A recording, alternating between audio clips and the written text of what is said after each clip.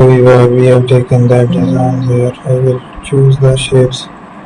Explore another options. We are using the shapes here. Keep editing again. Let's find a different color to add there.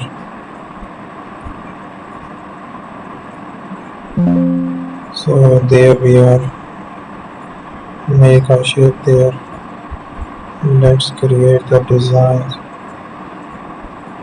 Again, make the changes there.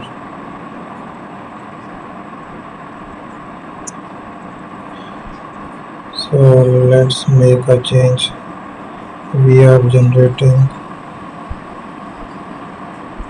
similar shapes here.